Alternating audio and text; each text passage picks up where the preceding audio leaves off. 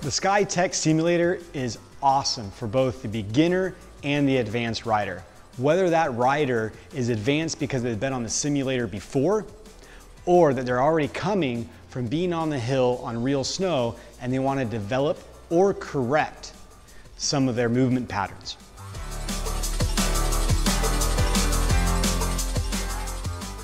One of the easiest drills that we can set for a student is to have a set amount of turns.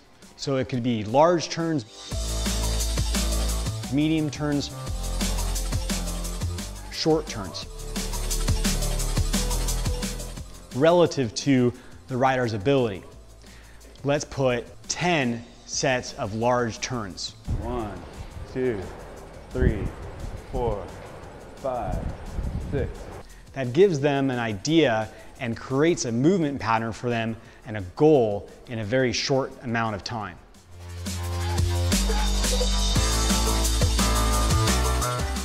If an advanced rider can dictate their turn shape like you can with sets of turns, then we can move into, say, funnel turns, where you would start with the largest radius turns that you can make using the whole track of the simulator, and then slowly and slowly each turn make a smaller and smaller turn until the rider is making the shortest possible turn, creating a funnel.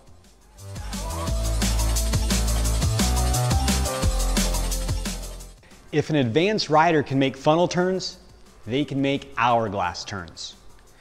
Start the same way with funnel turns, and as the rider creates the shortest turn they can, you then have them start making larger and larger turns once again until they're using the whole track of the simulator, creating an hourglass effect from their first turn to their smallest turn to their biggest turn again.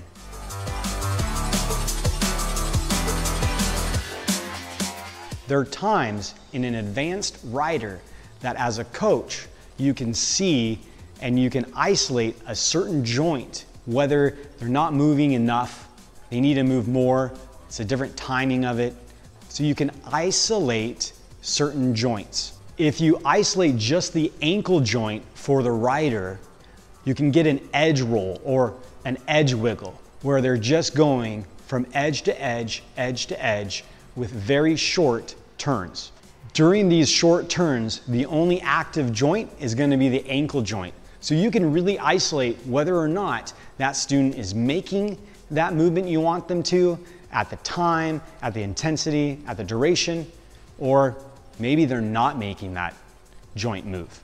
Moving up from the ankles, you can also isolate the knees as the active joint to be able to make those turns happen. As you isolate certain active joints, the other joints are going to move. They're just not the active ones. So if I move my ankles, my knees are going to move a little, but my power is coming from my ankles. Such as if I use my knees as the primary source of being able to flex or extend, my ankles and my hips are going to move. They're not the active. So as the coach, you can look at your student and really isolate which active joint is moving, even all the way up to the hips.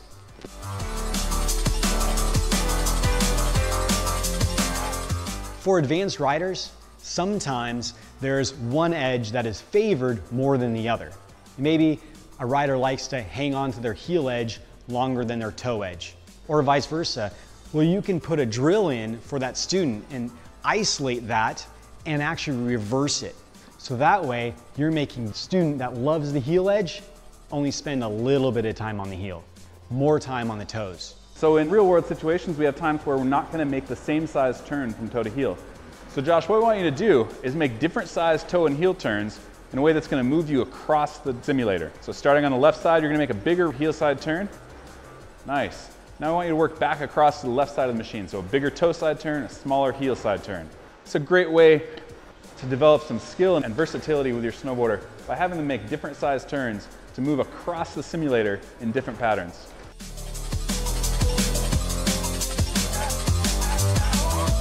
For any level of rider, we'd love for the power and movement to come from the lower body and have the upper body be nice and complementary. It's not the case all the time.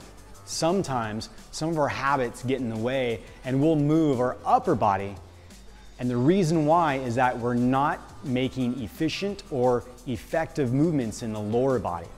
So what you can do as the coach is you can isolate the upper body from the lower body. You can see the deficiency that's going on, and if the upper body is moving more than needed, it's showing you that there's a deficiency in the lower body. So Josh, you were using your hands a lot in that last section. So what I want you to do this time is grab onto your pants right at your hips, yep, right in the pockets there, and really focus on moving that lower body. It's a good way to help that rider that's got their arms all over the place. We just want to help them find that nice, quiet, stable upper body, focusing on the movements coming out of the legs. So another great way to do this is using a bar or a pole to hold that behind their back and just hold on to the bar as they're making these turns. There's all kinds of things you can do with props like this, whether it's a ball, a basketball, a big yoga ball, or just moving the bar to other positions, holding it out in front of him, and focusing on keeping that bar nice and steady and flat while he's moving his board and body underneath it.